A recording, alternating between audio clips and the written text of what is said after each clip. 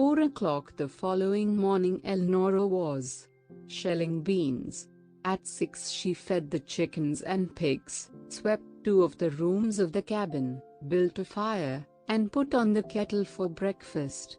Then she climbed the narrow stairs to the attic she had occupied since a very small child, and dressed in the hated shoes and brown calico, plastered down her crisp curls, ate what breakfast she could, and pinning on her hat started for town.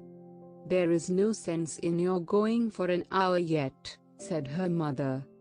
"I must try to discover some way to earn those books," replied Elnora. "I am perfectly positive I shall not find them lying beside the road wrapped in tissue paper, and tagged with my name." She went toward the city as on yesterday. Her perplexity as to where tuition and books were to come from was worse, but she did not feel quite so badly. She never again would have to face all of it for the first time. There had been times yesterday when she had prayed to be hidden, or to drop dead, and neither had happened. "I believe the best way to get an answer to prayer is to work for it," muttered Elnora grimly. Again she followed the trail to the swamp, rearranged her hair and left the tin pail. This time she folded a couple of sandwiches in the napkin, and tied them in a neat light paper parcel which she carried in her hand. Then she hurried along the road to Onabasha and found a bookstore. There she asked the prices of the list of books that she needed, and learned that $6 would not quite supply them. She anxiously inquired for second-hand books, but was told that the only way to secure them was from the last year's freshmen. Just then Elnora felt that she positively could not approach any of those she supposed to be sophomores and ask to buy their old books.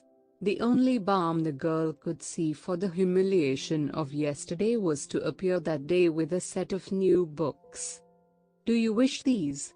asked the clerk hurriedly, for the store was rapidly filling with school children wanting anything from a dictionary to a pen. "Yes," gasped Elnora. "Oh, yes. But I cannot pay for them just now. Please let me take them, and I will pay for them on Friday, or return them as perfect as they are. Please trust me for them a few days." "I'll ask the proprietor," he said. When he came back, Elnora knew the answer before he spoke. "I'm sorry," he said, "but Mr. Hand doesn't recognize your name. You are not a customer of ours, and he feels that he can't take the risk."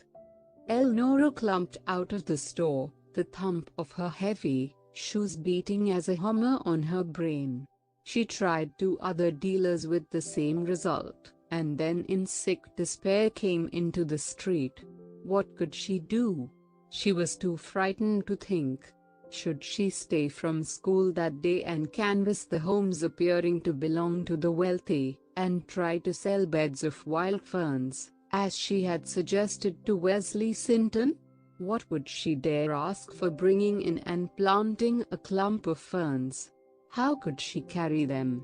Would people buy them? She slowly moved past the hotel and then glanced around to see if there were a clock anywhere, for she felt sure the young people passing her constantly were on their way to school.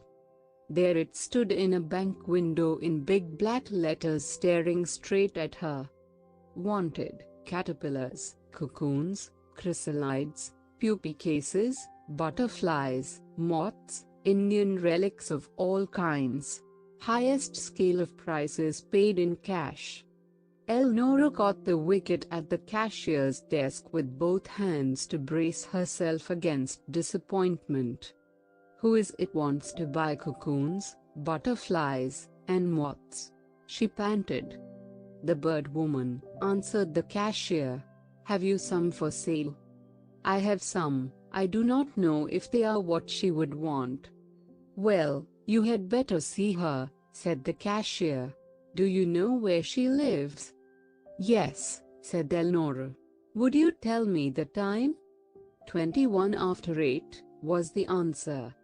She had 9 minutes to reach the auditorium or be late. Should she go to school, or to the bird woman? Several girls passed her walking swiftly and she remembered their faces. They were hurrying to school. Elnora caught the infection. She would see the bird woman at noon. Algebra came first, and that professor was kind. Perhaps she could slip to the superintendent and ask him for a book for the next lesson, and at noon, oh, dear Lord, make it come true, prayed Elnora. At noon possibly she could sell some of those wonderful shining winged things she had been collecting all her life around the outskirts of the Limberlost. As she went down the long hall she noticed the professor of mathematics standing in the door of his recitation room. When she passed him he smiled and spoke to her. "I have been watching for you," he said, and Elnora stopped bewildered.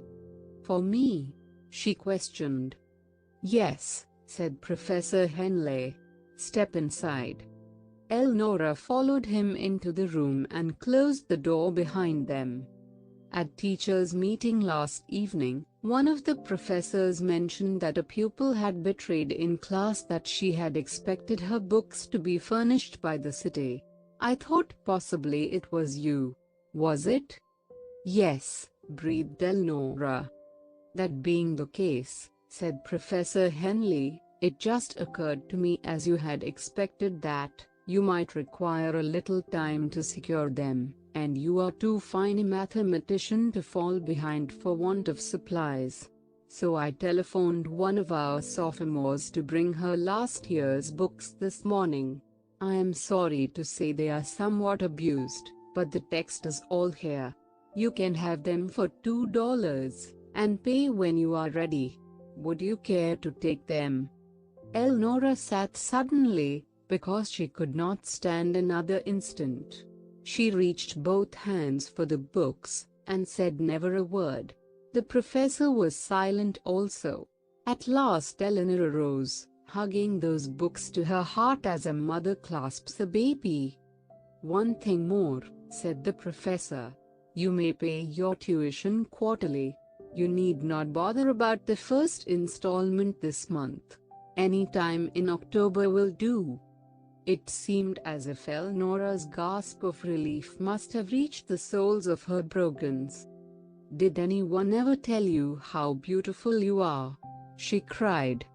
As the professor was lank, tow-haired and so nearsighted that he peered at his pupils through spectacles, no one ever had. "No," said Professor Henley, "I've waited some time for that, for which reason I shall appreciate it all the more. Come now, or we shall be late for opening exercises." So Elnora entered the auditorium a second time. Her face was like the brightest dawn that ever broke over the Limberlost. No matter about the lumbering shoes and skimpy dress, no matter about anything, she had the books. She could take them home. In her garret she could commit them to memory, if need be. She could prove that clothes were not all. If the bird woman did not want any of the many different kinds of specimens she had collected, she was quite sure now she could sell ferns, nuts, and a great many things. Then, too, a girl made a place for her that morning, and several smiled and bowed. Elnora forgot everything save her books, and that she was where she could use them intelligently, everything except one little thing away back in her head. Her mother had known about the books and the tuition, and had not told her when she agreed to her coming. At noon Elnora took her little parcel of lunch and started to the home of the bird woman. She must know about the specimens first, and then she would walk to the suburbs somewhere and eat a few bites. She dropped the heavy iron knocker on the door of a big red log cabin, and her heart thumped at the resounding stroke. "Is the bird woman at home?" she asked of the maid. "She is at lunch," was the answer. "Please ask her if she will see a girl from the Limberlost about some moths. inquired Elnora. I never need ask if it's moths, laughed the girl. Orders are to bring anyone with specimens right in. Come this way. Elnora followed down the hall and entered a long room with high panel wainscoting, Old English fireplace with an overmantel and closets of peculiar china filling the corners. At a bare table of oak, yellow as gold, sat a woman Elnora often had watched and followed covertly around the Limberlost. The bird woman was holding out a hand of welcome. I heard. She laughed. A little pasteboard box, or just the mere word specimen, passes you at my door. If it is moths, I hope you have hundreds. I've been very busy all summer and unable to collect, and I need so many. Sit down and lunch with me, while we talk it over. From the Limberlost, did you say? I live near the swamp, replied Elnora. Since it's so cleared I dare go around the edge in daytime, though we are all afraid at night. What have you collected? Asked the bird woman, as she helped Elnora to sandwiches unlike any she ever before had tasted, salad that seemed to be made of many familiar things, and a cup of hot chocolate that would have delighted any hungry schoolgirl. I'm afraid I am bothering you for nothing, and imposing on you, she said. That collected frightens me. I've only gathered. I always loved everything outdoors, so I made friends and playmates of them. When I learned that the moths die so soon, I saved them especially, because there seemed no wickedness in it. I have thought the same thing, said the bird woman encouragingly. Then, because the girl could not eat until she learned about the moths, the bird woman asked Elnora if she knew what kinds she had. Not all of them, answered Elnora.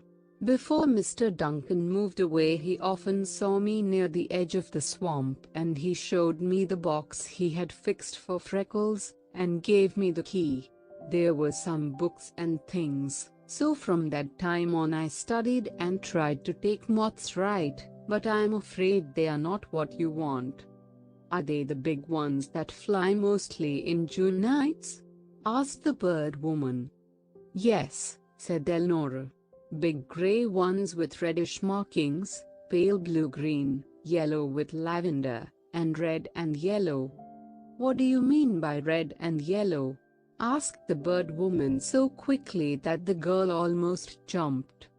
Not exactly red, explained Elnora, with tremulous voice. A reddish, yellowish brown, with canary-colored spots and grey lines on their wings. How many of them? It was the same quick question. I had over 200 eggs, said Elnora, but some of them didn't hatch, and some of the caterpillars died, but there must be at least 100 perfect ones. Perfect? How perfect? Cried the bird woman. I mean whole wings, no down gone, and all their legs and antennae, faltered Elnora. Young woman, that's the rarest moth in America, said the bird woman solemnly. If you have 100 of them, they are worth $100 according to my list. I can use all that are not damaged. What if they are not pinned right? Quavered Elnora. If they are perfect, that does not make the slightest difference. I know how to soften them so that I can put them into any shape I choose. Where are they? When may I see them? They are in Freckles's old case in the Limberlost, said Elnora. I couldn't carry many for fear of breaking them, but I could bring a few after school. You come here at 4, said the bird woman, and we will drive out with some specimen boxes, and a price list, and see what you have to sell. Are they your very own? Are you free to part with them? They are mine, said Elnora. No one but God knows I have them. Mr. Duncan gave me the books and the box. He told Freckles about me, and Freckles told him to give me all he left. He said for me to stick to the swamp and be brave, and my hour would come, and it has. I know most of them are all right, and oh, I do need the money. Could you tell me? Asked the bird woman softly. You see, the swamp and all the fields around it are so full, explained Elnora.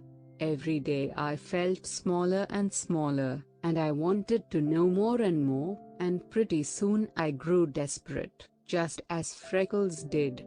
But I am better off than he was, for I have his books, and I have a mother, even if she doesn't care for me as other girls' mothers do for them. It's better than no one. The bird woman's glance fell, for the girl was not conscious of how much she was revealing. Her eyes were fixed on a black pitcher filled with goldenrod in the center of the table, and she was saying what she thought. As long as I could go to the brushwood school I was happy, but I couldn't go further just when things were the most interesting, so I was determined I'd come to high school, and mother wouldn't consent. You see, there's plenty of land, but father was drowned when I was a baby, and mother and I can't make money as men do. The taxes are higher every year, and she said it was too expensive. I wouldn't give her any rest, until at last she bought me this dress, and these shoes, and I came. It was awful. Do you live in that beautiful cabin at the northwest end of the swamp? Asked the bird woman. Yes, said Elnora. I remembered the place and the story about it. Now, you entered the high school yesterday? Yes. It was rather bad. Rather bad, echoed Elnora. The bird woman laughed. You can't tell me anything about that, she said. I once entered a city school straight from the country. My dress was brown calico, and my shoes were heavy. The tears began to roll down Elnora's cheeks. Did they? She faltered. They did, said the bird woman. All of it. I'm sure they did not miss one least little thing. Then she wiped away some tears that began coursing her cheeks, and laughed at the same time. Where are they now? Asked Elnora suddenly. They are widely scattered, but none of them have attained heights out of range. Some of the rich are poor, and some of the poor are rich. Some of the brightest died insane, and some of the dullest worked out high positions. Some of the very worst to bear have gone out, and I frequently hear from others. Now I am here, able to remember it, and mingle laughter with what used to be all tears, for every day I have my beautiful work, and almost every day God sends someone like you to help me. What is your name, my girl? Elnora Comstock, answered Elnora. Yesterday on the board it changed to Cornstalk, and for a minute I thought I'd die, but I can laugh over that already. The bird woman arose and kissed her. Finish your lunch, she said, and I will bring my price lists, and make a memorandum of what you think you have, so I will know how many boxes to prepare. And remember this, what you are lies with you. If you are lazy, and accept your lot, you may live in it. If you are willing to work, you can write your name anywhere you choose, among the only ones who live beyond the grave in this world, the people who write books that help, make exquisite music, carve statues, paint pictures, and work for others. Never mind the calico dress, and the coarse shoes. Work at your books, and before long you will hear yesterday's tormentors boasting that they were once classmates of yours. I could a tale unfold. She laughingly left the room, and Elnora sat thinking, until she remembered how hungry she was, so she ate the food, drank the hot chocolate, and began to feel better. Then the bird woman came back and showed Elnora a long printed slip giving a list of graduated prices for moths, butterflies, and dragonflies. Oh, do you want them? exulted Elnora. "I have a few and I can get more by the thousand, with every color in the world on their wings." "Yes," said the bird woman, "I will buy them, also the big moth caterpillars that are creeping everywhere now, and the cocoons that they will spin just about this time. I have a sneaking impression that the mystery, wonder, and the urge of their pure beauty are going to force me to picture and paint our moths and put them into a book for all the world to see and know. We Limberlost people must not be selfish with the wonders God has given to us. We must share with those poor cooped-up city people the best we can. To send them a beautiful book, that is the way, is it not, little new friend of mine?" "Yes, oh yes," cried Elnora. "And please God they find a way to earn the money to buy the books, as I have those I need so badly." "I will pay good prices for all the moths you can find," said the bird woman, "because you see I exchange them with foreign collectors. I want a complete series of the moths of America to trade with a German scientist, another with a man in India, and another in Brazil. Others I can exchange with home collectors for those of California and Canada, so you see I can use all you can raise, or find. The banker will buy stone axes, arrow points, and Indian pipes. There was a teacher from the city grade schools here today for specimens. There is a fund to supply the ward buildings. I'll help you get in touch with that. They want leaves of different trees, flowers, grasses, moths, insects, birds' nests and anything about birds." Elnora's eyes were blazing. Had I better go back to school or open a bank account and begin being a millionaire? Uncle Wesley and I have a bushel of arrow points gathered, a stack of axes, pipes, skin dressing tools, tubes and mortars. I don't know how I ever shall wait 3 hours. "You must go, or you will be late," said the bird woman. "I will be ready at 4. After school closed, Elnora, seated beside the bird woman, drove to Freckles' room in the Limberlost.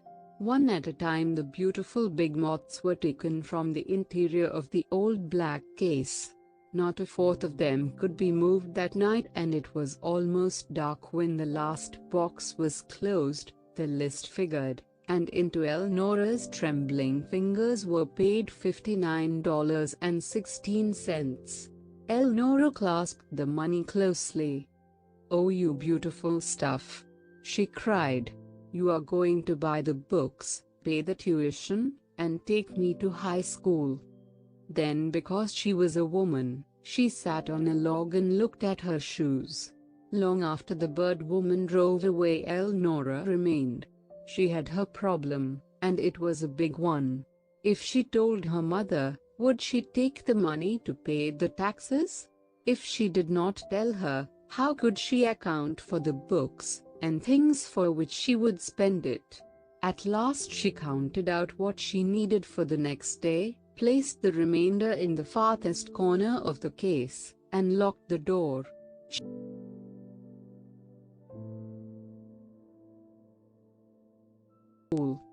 Then, because she was a woman, she sat on a log and looked at her shoes. Long after the bird woman drove away, Elnora remained. She had her problem, and it was a big one. If she told her mother, would she take the money to pay the taxes? If she did not tell her, how could she account for the books and things for which she would spend it? At last she counted out what she needed for the next day, placed the remainder in the farthest corner of the case, and locked the door. She then filled the front of her skirt from a heap of arrow points beneath the case and started home.